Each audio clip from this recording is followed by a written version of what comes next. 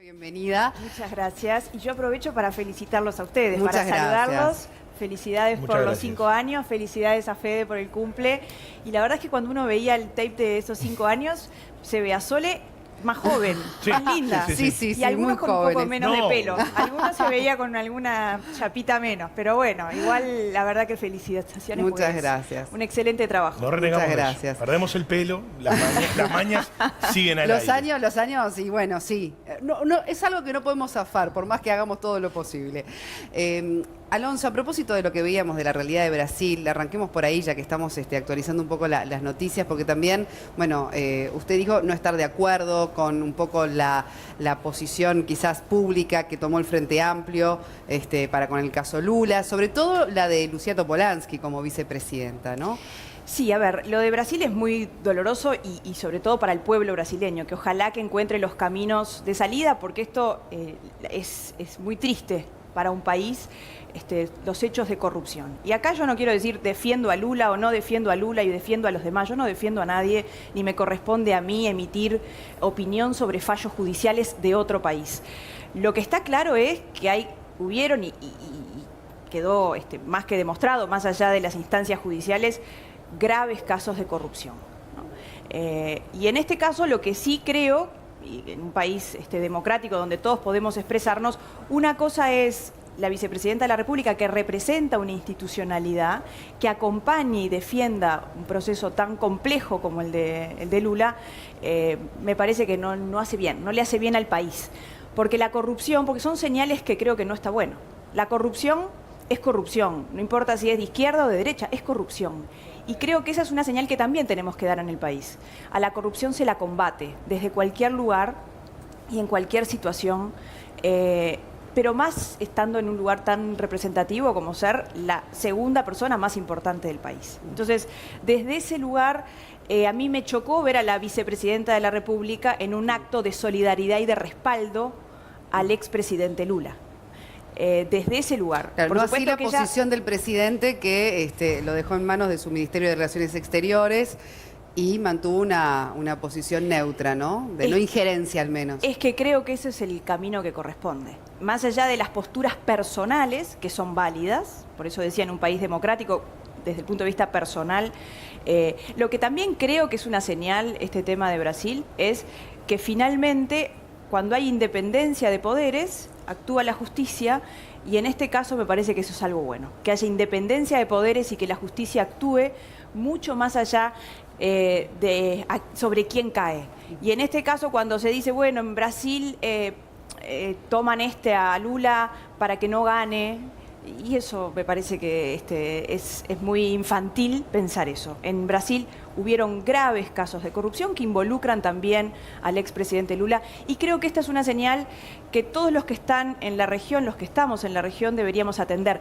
Y una cosa importante que está vinculada a esto, y me parece una cosa importante, Soledad, cuando en el sistema político uruguayo se debate y se discute sobre el financiamiento de los partidos políticos, esta es una señal que también deberíamos tomar quienes también analizamos y discutimos esto. Yo soy de las que creo, por ejemplo, que las empresas no deberían financiar las campañas políticas, porque se prestan para estas situaciones, ¿no? Basta mirar lo que está pasando en Brasil. Se prestan para estas situaciones en las cuales la línea es muy fina, muy débil, y creo que además... Pero entonces, ¿cómo deberían financiarse los...?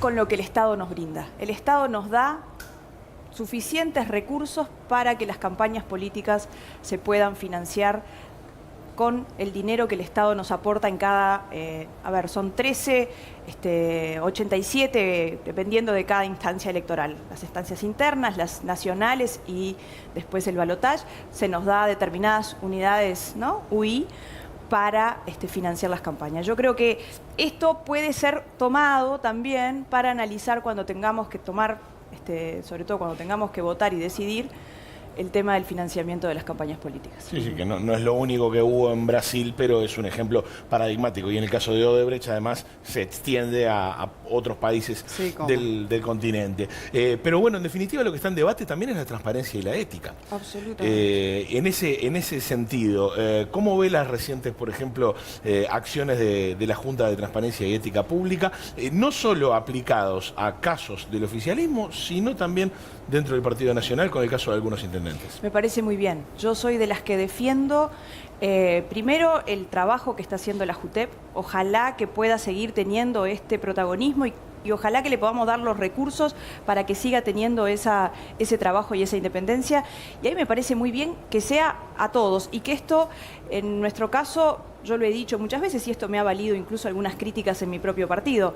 Acá, cuando uno es duro con el de enfrente, tiene que ser mucho más duro con el propio. No vale levantar la voz y criticar a alguien que haya cometido un error y barrer para abajo de la alfombra cuando es un compañero mío. Eso es mucho, o por lo menos a mí, me genera una actitud mucho más firme a la hora de señalar. Pero con respecto entonces a las medidas que se tomaron concretamente desde el punto de vista ético del Partido Nacional, con el caso Bascú, por ejemplo, ¿le parecieron suficientes? Porque finalmente no... Yo lo dije en un momento y hoy ya pasó el tiempo, pero lo vuelvo a decir, yo creo que fue absolutamente tibio la actitud que el partido, me hubiera gustado que el Partido Nacional hubiera tomado una actitud mucho más dura. El Comité de Ética se expresó, el directorio tomó la decisión.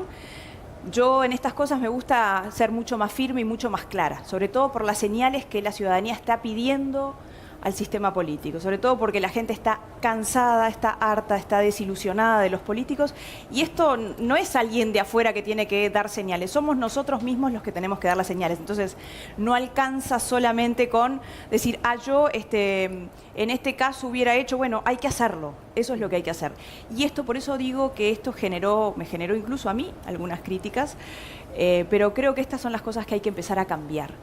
Y hay que empezar a cambiar y son parte de ese cambio que quienes pretendemos ocupar lugares de liderazgo y de responsabilidad en el partido y en el país, tenemos que dar señales claras. Ahora, con respecto a las últimas encuestas que marcan el profundo deterioro que vienen teniendo representantes políticos de todos los partidos, que sin duda fue también un cimbronazo, ¿no? Para toda la clase política. Hablabas de la transparencia, de la necesidad de algunos temas empezar a abordarlos de lleno, ¿no? Por ejemplo, el financiamiento de los partidos políticos. Pero ¿qué otras cosas se pueden hacer y cuánto también perjudica esa división de criterio dentro de los propios partidos, ¿no? Decías, dentro del Partido Nacional, yo recibí críticas de mis propios compañeros por la actitud tomada, por ejemplo, en el caso Bascú. Pero cuando hay esas diferencias de criterios que involucran a la ética, ¿cuánto se perjudica todo un partido? Todos, nos perjudicamos todos. Nos perjudicamos en tanto pertenecemos a un sistema político, nos perjudicamos como sociedad, nos vamos debilitando como sociedad. Y eso creo que algunos todavía no lo entienden. Les cuesta entender que, yo creo que les cuesta entender, pero las señales han sido claras. Cuando uno mira las encuestas y ve que los partidos políticos han ido cayendo, cuando ve que los líderes políticos de todos los partidos políticos vienen cayendo, ¿no? en credibilidad, en confianza, eso creo que va en cada uno, ¿no? La ética y la moral no tienen un color político. Es la esencia, va en la esencia humana, en los valores que nos hayan inculcado, en la educación, en cosas que son casi hasta intangibles, ¿no? Que nosotros les transmitimos a nuestros hijos, pero que en el sistema político, lamentablemente, se ha ido perdiendo esa calidad y sobre todo esa confianza y esa credibilidad. Y yo creo que en esto hay que dar señales muy claras. Los que pretendemos, y por eso decía Sole, los que pretendemos que las cosas cambien, somos los que tenemos que dar señales y actuar, no hablar. Hablar es fácil, actuar con el ejemplo, mostrar que de verdad queremos hacer las cosas distintas. Y yo creo que ojalá, y la ciudadanía será la que defina al final, la gente es muy sabia, ¿sabes? La gente se da cuenta. Y creo que al final es quien termina tomando, es quien termina tomando las decisiones. Y para mí ahí van a ser muchos más los que piensen y los que miren muy bien a la hora de tomar la decisión a quienes eligen como gobernantes. Yo quiero gobernantes en los cuales mis hijos, mis hijas se puedan mirar. Y eso creo que es lo que necesita el país. Senadora, a través de la red social Twitter está siguiendo la entrevista al diputado Alfredo Asti, que nos traslada una consulta en relación a algo que usted decía en la primera pregunta, que tiene que ver con el financiamiento de las campañas políticas. Y dice, ¿qué opina de la financiación de las campañas desde iglesias y sus ONG a los partidos? Que no corresponde, que no corresponde. ¿Le consta que haya ocurrido? No, pero bueno, si es así habrá que investigarlo. Que no corresponde, y además está muy claro y está muy separado. Y yo creo que todos los mecanismos de transparencia que justamente muestren y marquen que son cosas distintas y que esas cosas no se hacen, me parece que está muy bien. Y ojalá que el diputado Asti y todos quienes están en el Parlamento, quienes estamos y quienes conformamos en el Parlamento, trabajemos en ese camino. Con respecto, bueno, al tema de la transparencia, sin duda, y el tema del financiamiento es un capítulo muy vasto para abordar quizás en estos minutos que nos quedan, pero siguiendo con otro tema que es un año preelectoral con todo lo que eso implica, ¿no? ¿Ya podríamos confirmar que va a haber presencia femenina en las candidatas a las próximas elecciones? ¿Va a haber una presencia femenina? Y a ver, yo creo que eso no lo sé. Me encantaría no por el hecho de que tiene, a ver, una mujer, ¿no? Esta cosa de la mujer florero porque queda linda la fórmula, sino porque de verdad en el siglo XXI en el que vivimos está bueno que haya mujeres en los lugares donde se toman decisiones, ¿no? ¿Por qué? Porque está demostrado que las mujeres no solamente tenemos una manera distinta, ni mejor ni peor, distinta a la hora de negociar, a la hora de dialogar, a la hora de dirigir. Las mujeres creemos mucho más en el consenso, y yo eso lo vivo y lo vivo personalmente en el Parlamento. Las mujeres creemos mucho más allá de las diferencias que tenemos. Yo pienso muy distinto a Constanza Moreira, por poner un ejemplo. Me llevo muy bien con ella, pero pensamos muy distinto. Ideológicamente pensamos distinto. Ahora, nosotras nos podemos acercar muchas veces en varios temas y pensar hasta dónde nos podemos unir más allá de los temas que nos separan. Y esa diferencia que tenemos una diferencia con los hombres en eso, que a veces viven como en una rivalidad echándose culpas y buscando a ver quién es el que gana o quién es el que tiene la mejor idea. Y por eso está bueno que hayan mujeres, porque las mujeres creemos mucho más en el diálogo. Y con respecto a ese centro de formación para mujeres interesadas en la política, decías, hay muchas mujeres con ganas de hacer cosas sin saber mucho cómo canalizar, ¿no? No solo el conocimiento, las ganas, el esfuerzo.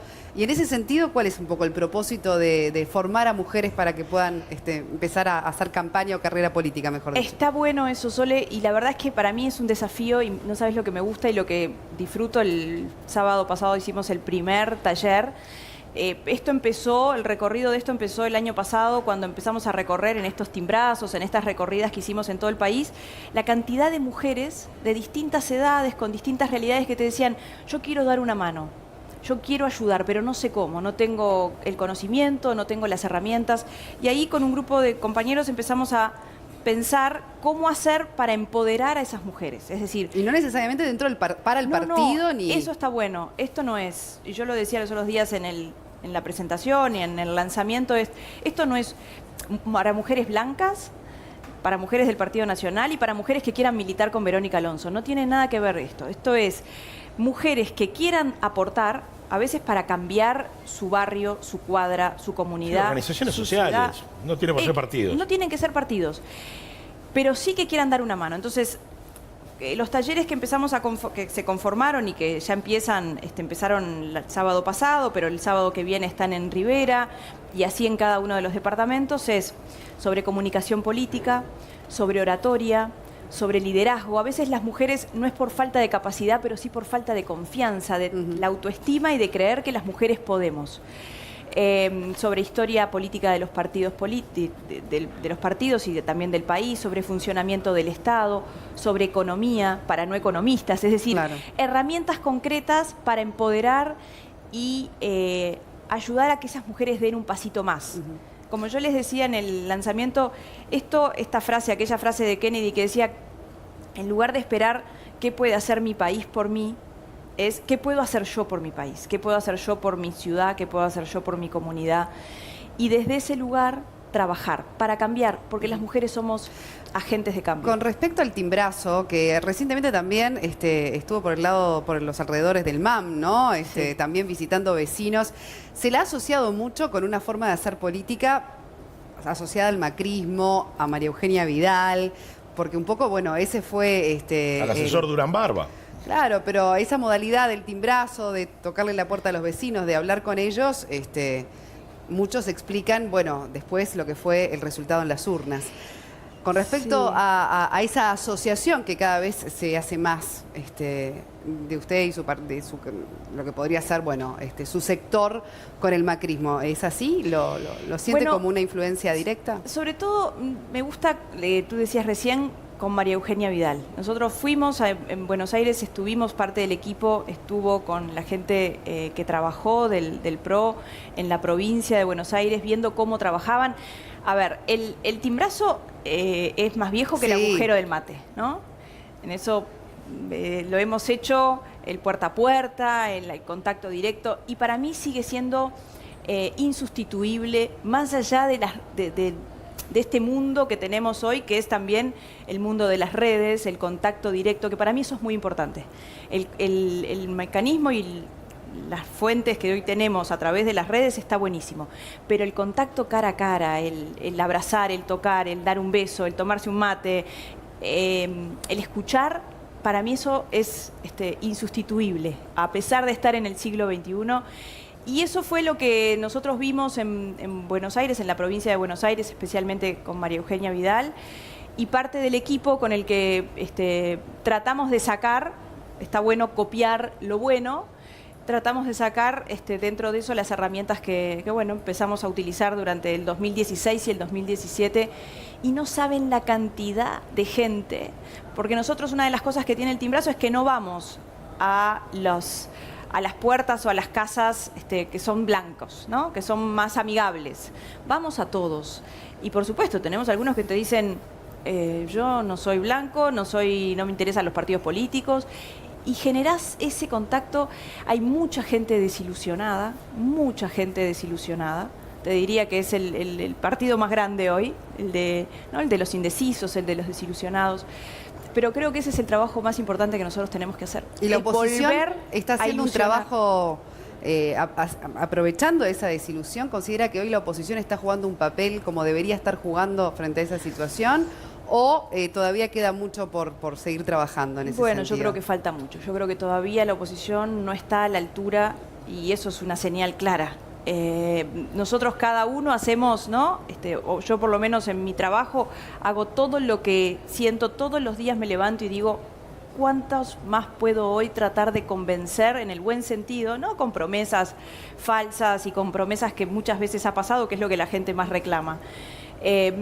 Pero creo que como oposición todavía falta un camino, madurez política para muchos, sobre todo para algunos referentes de los partidos, de entender que es tan importante lo que el país necesita, ese cambio que el país necesita, que no alcanza solamente con mirarse el ombligo y creer que mirar las chacritas y no mirar el árbol y no mirar el bosque. Sí, y que con los errores de los demás se va a poder capitalizar indecisos, que ese es el gran desafío, ¿verdad? Es una masa grande, pero hay que captarla. Exactamente, no, y ahí es donde nosotros tenemos que lograr. Yo siento que hay mucha gente que está casi tirando la toalla, ¿no? Diciendo esto no lo cambia nadie. Y eso para mí es una de las cosas, una de las señales más importantes. Sentir que hay gente casi, no solamente desilusionada, sino decir, acá esto no lo cambia nadie. Y eso sí que es difícil de cambiar. Cuando también siento que hay muchos referentes que ninguno se anima a hacer las cosas que hay que hacer. Cada uno Por en ejemplo, su zona de confort. ¿Algún ejemplo? Los ejemplos de que ninguno sale de su zona de confort. Estoy hablando del gobierno y de la oposición. Cada uno hace lo mínimo que puede hacer y dice, bueno, mientras yo siga haciendo, y esto tiene que ver también con espacios, con los espacios de cada uno, es decir, mientras yo siga siendo diputado, mientras yo siga siendo... Y esto es mucho más importante que los lugares. Todos están con la obsesión de, bueno, a ver dónde me ubico en el lugar tal o cual de una lista. Y el país es demasiado importante. Por eso esa frase de, mientras algunos están pensando en la próxima elección, otros estamos pensando en la próxima generación. Porque de verdad, vos, Sole, que tenés hijos, vos, Cristian, que tenés hijos, yo que tengo hijos, es demasiado importante lo que está en juego en el país, las cosas que están pasando. Y esto no tiene que ver con culpas a un gobierno, porque yo hay cosas que comparto y apoyo de un Sí, fue del criticada gobierno. incluso cuando se reunió con Vázquez, ¿no? Por el tema del proyecto Totalmente.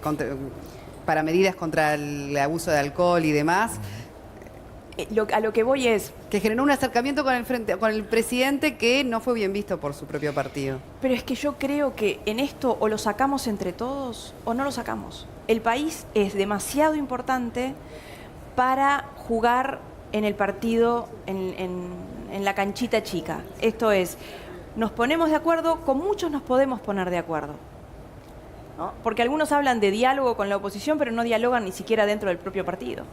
Entonces, hay que ser coherentes, hay que tener madurez política y hay que querer un poco más al país, de verdad, que a veces no es lo que pasa. Senadora Verónica Alonso, muchísimas gracias por una nueva visita a Buen Día Uruguay en el día de nuestro cumpleaños. Seguiremos charlando de estos temas. No hay torta para festejar. No. Ay, pero es más cerca del final del programa porque estamos elaborando el asado, la torta. Pida un cuarto Estamos intermedio. en proceso. Pídeme, vengo. Vénganse. Felicitaciones de nuevo, feliz cumpleaños y por muchos más. Muchas gracias.